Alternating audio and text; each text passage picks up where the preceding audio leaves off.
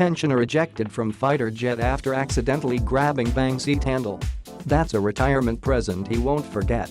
The Rafale-B jet from which the unfortunate Frenchman got to experience parachuting as well as flying. Note: smashed cockpit canopy.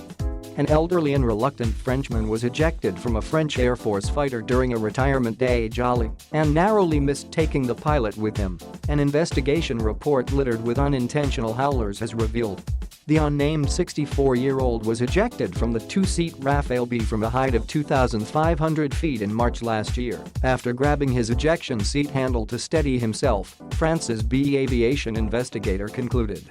Although the BEA's full report is in French PDF, aviation news website Aerotime Hub translated and summarized its contents, revealing the full comedy of errors triggered by a group of enthusiastic colleagues hoping to give their workmate a send-off to remember.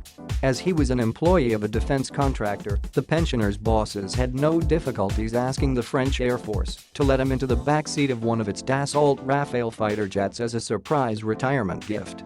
Nonetheless, the unfortunate Frenchman had never expressed a desire to carry out this type of flight, and in particular on Rafale, which didn't stop his colleagues luring him to Saint-Dizier Air Base anyway. The flight itself was a routine military training sortie for 3 Rafales, carried out in perfect weather.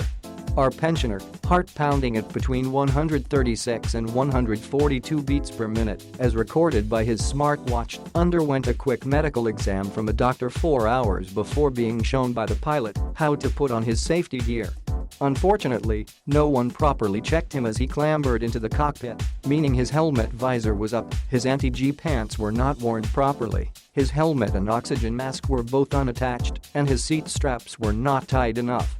Nonetheless, a mechanic gave them both a cursory check, strapped a GoPro to an approved bulkhead mounting point so the hapless passenger's gurney would be preserved for all time, and nodded to the pilot to close the transparent cockpit canopies.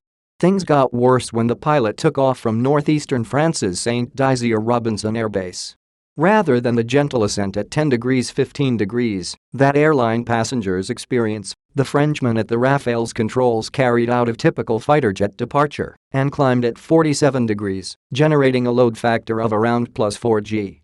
Then, as he leveled off, he subjected his passenger to a negative load factor of about -0.6 g.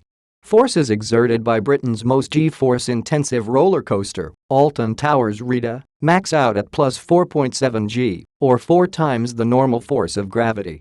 Our pensioner, loose in his straps, not really wanting to be there, and totally unused to being flung around like a rag doll, reached out to grab something and hang on for dear life. He picked the worst possible handhold, the trigger handle for the ejection seat.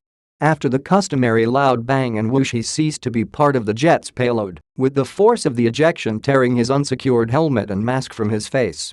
The Rafale-B's command ejection system is meant to fire both seats if one of the crew pulls the handle.